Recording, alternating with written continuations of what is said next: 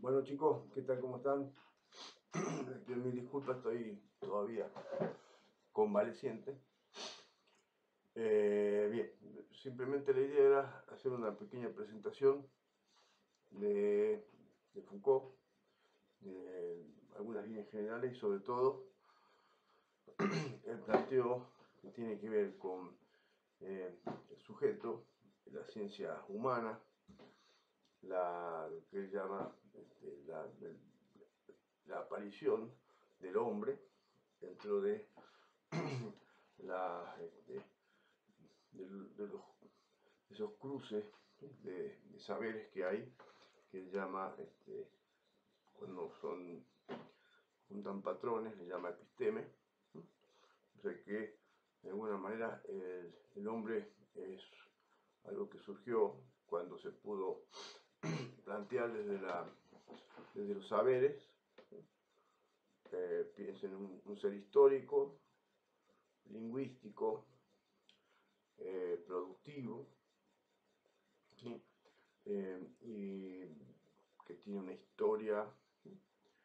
Y entonces, en la medida en que no haya entrado, ¿sí?, dentro de las configuraciones de los saberes, cuestiones como el tiempo, la finitud, una idea del lenguaje que esté guiada por esa idea, la idea del lenguaje no como mera taxonomía, ni tampoco como alegoría o rezo, una economía que tenga que ver con la productividad y con, ¿sí?, la capacidad de trabajo, no con una mera, digamos, discusión o distinción sobre el origen del valor en términos, digamos, eh, de un mercado estático, ni como un estudio de la moneda, ni de la riqueza. Entonces, digamos que el hombre tiene unas condiciones muy particulares de surgimiento.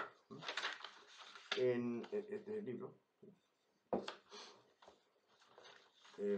Entonces, hasta que no surjan ciertas ideas particulares de trabajo, de vida y de lenguaje, no va a aparecer el hombre. Es decir, no va a aparecer lo que nosotros entendemos como el hombre dentro de la tabla de conocimiento. Entonces, es muy interesante este libro. Es un libro difícil, digamos, dentro de la lectura de Foucault, que ya en sí misma complicada. ¿Sí?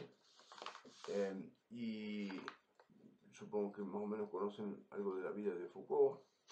Él, en realidad, nace en 1926, ¿sí? Es uno de los pensadores realmente más influyentes del siglo XX. Nació en Poitiers, estudió en la Escuela Normal Superior de París, se formó en filosofía, en psicología y en historia de la ciencia. Su trayectoria intelectual ha estado marcada siempre por la pregunta sobre los modos en los que el saber y el poder se entrelazan en las instituciones, en el lenguaje y las prácticas sociales. Así ha hecho muchísimos aportes, digamos, de lo empírico también. Es un gran archivista y un gran lector de archivos. Tiene una famosa historia de la locura, una historia de la, digamos, vigilar y castigar, famosos, la cuestión de las condiciones y del surgimiento de distintas, lo que llamaría positividades, que muestran ciertas, eh, ciertas formas de entender digamos, lo que no es normal y las formas de corrección. ¿Sí? Por ejemplo, la cárcel es un invento bastante moderno. Antes uno estaba en la cárcel esperando si el rey le cortaba la mano, lo dejaba libre o lo condenaba a un suplicio. Digamos, esta cosa de la cárcel, como, o sea, quedarse ahí, es una cosa nueva. La inmovilización, por ejemplo, también la categoría misma de peligrosidad, marcar a alguien como que un delito todavía no cometido, pero que cometería, ¿sí? Y eso también es una justificación del tipo particular de castigo que se plantea ¿sí? En lo que sería la cuestión de la social vigilancia, ¿no? Pero bueno, sí, ha hecho muchos aportes en distintos lugares, algo de eso hemos visto en sociología, ¿sí? Y bueno, murió en 1980 y algo, 84, y y este libro de las palabras y las cosas es del año 1966. ¿Sí? Se llama Las palabras y las cosas, una arqueología de las ciencias humanas. Bueno, lo que quiero hacer aquí es mostrar, como les decía, disciplinas como la lingüística, la economía y la biología responden a algo que él le llama episteme. ¿Qué es un episteme? ¿Qué es el episteme? Es el conjunto de condiciones históricas que determinan lo pensable y lo visible en una época. Son históricas, por eso no es un estructuralista, pero sí cree que estas epistemes son una especie de estructuras históricas. Fíjense que lo que dice es una arqueología de la ciencia humana. ¿Qué es una arqueología? ¿Por qué? Bueno, porque él cree que lo que tiene que hacer de alguna manera es excavar profundizar en los supuestos, en los extractos de su, extraer, digamos, de las capas, digamos, de los productos de una cultura, archivos, ¿no? Para poder ver esos marcos que llama después episteme. Es muy interesante que en las palabras y las cosas comienza con un texto de Borges, que si no me equivoco, le vino muy bien a Borges.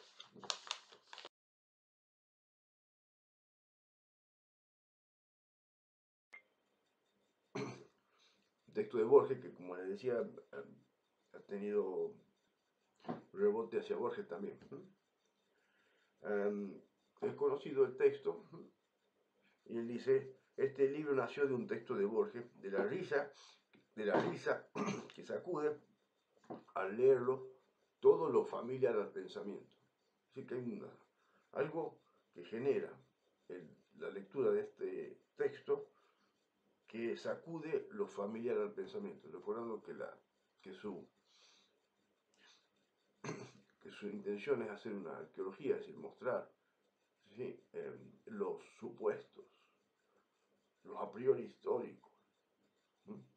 Del saber, y el saber entendido también como una clasificación de lo que está bien, de lo que es normal, de lo que no es normal. Un texto como este que patea la normalidad es muy decidor.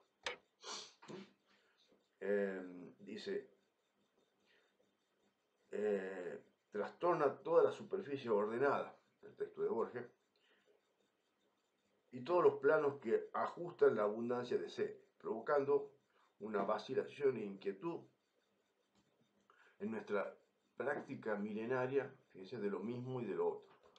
Así que hay como una actitud de, digamos, que parece de ver las cosas y de clasificarlas de modo, digamos, natural, que se sacude con un texto como este. Les leo corto.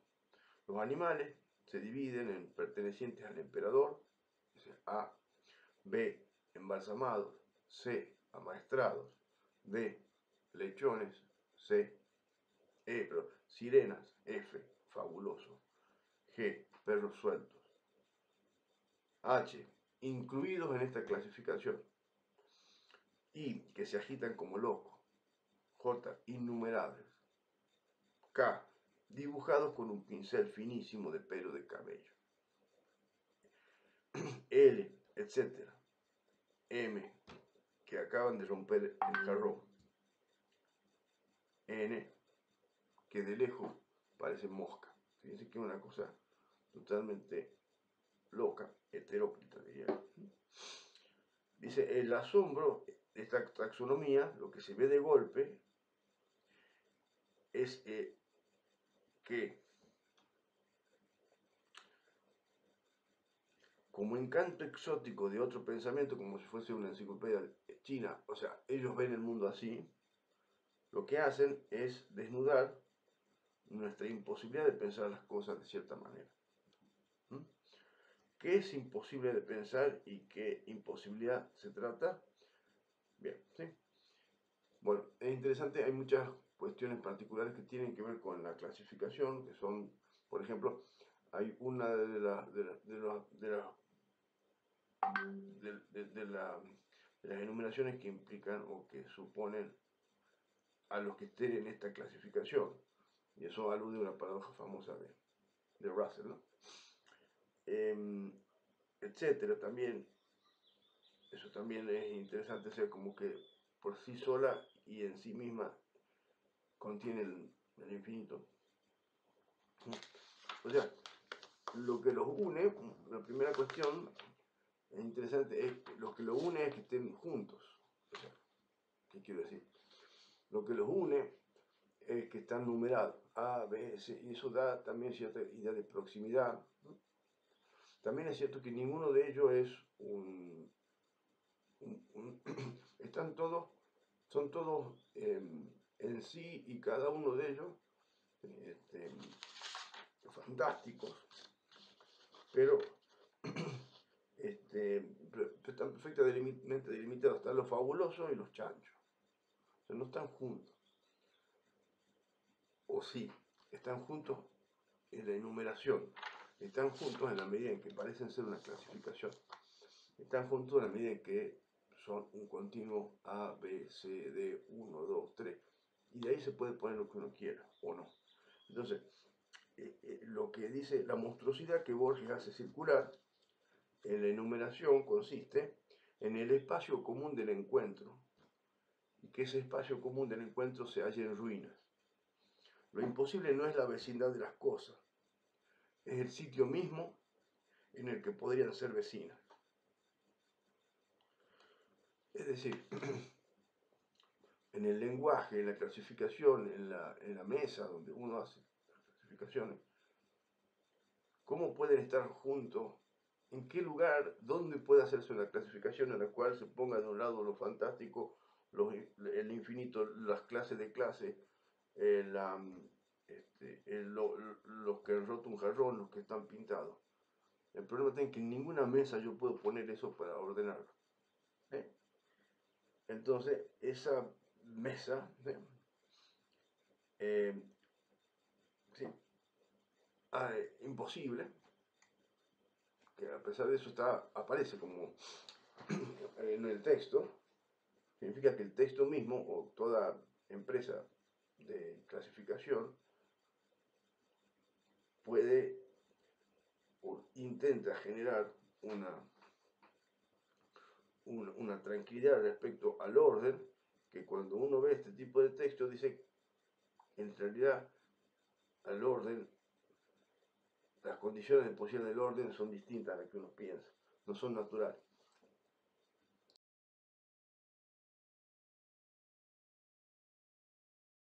¿Alguna vez nos hemos puesto a pensar por qué ordenamos el mundo como lo hacemos? ¿Por qué ciertas cosas van juntas y otras no?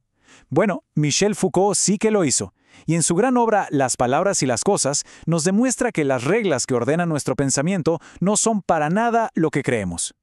Para arrancar, Foucault nos lanza algo increíble, sacado de un cuento de Borges. Es una supuesta enciclopedia china que clasifica los animales. Pero vaya categorías. Desde los que pertenecen al emperador hasta los que, fíjense, de lejos parecen moscas. Es tan absurdo que, sí, la primera reacción es reírse. Pero inmediatamente después te deja pensando. Claro, es para reírse, pero Foucault no lo pone ahí solo como un chiste. No, lo usa para algo mucho más profundo. Nos obliga a preguntarnos si nuestros propios sistemas, esos que damos por sentados, son realmente tan lógicos. Lo que se rompe con esta lista no es solo su coherencia interna, sino la idea de que existe una sola forma correcta de ver y ordenar el mundo. Y la respuesta de Foucault a este desorden es un concepto clave, su gran idea para entender todo esto: la episteme. Piensen en la episteme como el sistema operativo de una época. Algo que está ahí, corriendo en el fondo, de forma totalmente invisible. Nadie es consciente de su existencia, pero lo determina todo. define qué se puede pensar, qué se considera conocimiento válido y qué, sencillamente, es un disparate. Cada era, entonces, tiene su propio sistema operativo mental. Entonces, si viajamos a la Edad Clásica, a los siglos XVII y XVIII, ¿cuál era su sistema operativo? La representación.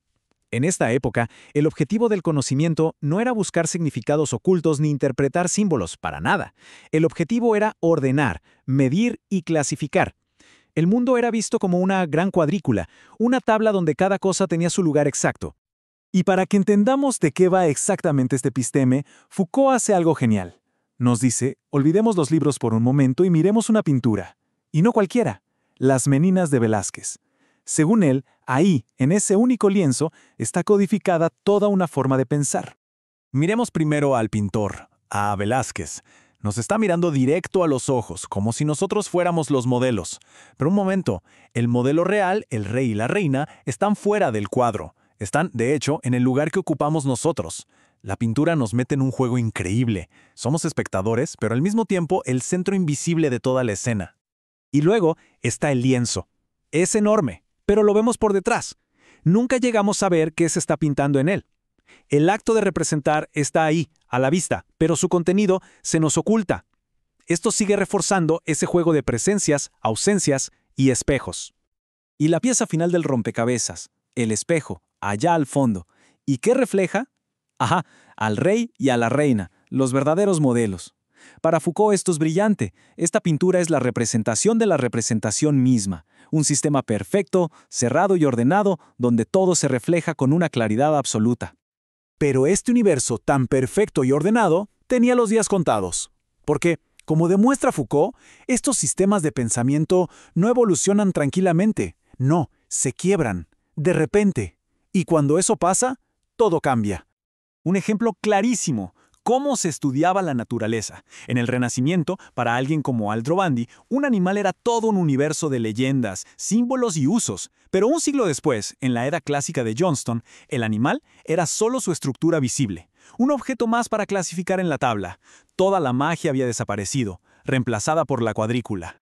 Foucault llama a estos quiebres grandes discontinuidades. La historia del saber no es una línea recta que asciende sin parar, son más bien saltos, terremotos. Se pasa de la semejanza del Renacimiento a la representación de la Edad Clásica. Y luego, alrededor de 1800, ¡pum!, esa tabla se hace añicos y da paso a una episteme totalmente nueva basada en la historia. Bien, ¿y dónde quedaba el ser humano en todo esto? Pues en la Edad Clásica era solo un objeto más en la tabla. Para que nos hagamos una idea, un filósofo de la época, Destutt de Tracy, consideraba que el estudio de las ideas era simplemente una rama de la zoología. Imagínense. Y entonces, justo en esa ruptura, en ese cambio de era, algo completamente nuevo aparece en escena. Se inventa la figura del hombre, así con mayúscula. Un ser extrañísimo, porque es, al mismo tiempo, el sujeto que conoce el mundo y un objeto de conocimiento dentro de él. Lo más impactante que nos dice Foucault es eso. Esta figura que nos parece tan natural es en realidad una invención muy reciente. Entonces, ¿cómo hacemos para desenterrar estas capas ocultas del pensamiento? Bueno, Foucault desarrolló su propio método y le puso un nombre: la arqueología. Pero ojo, no es la arqueología de buscar ruinas con pico y pala. Es una arqueología del saber.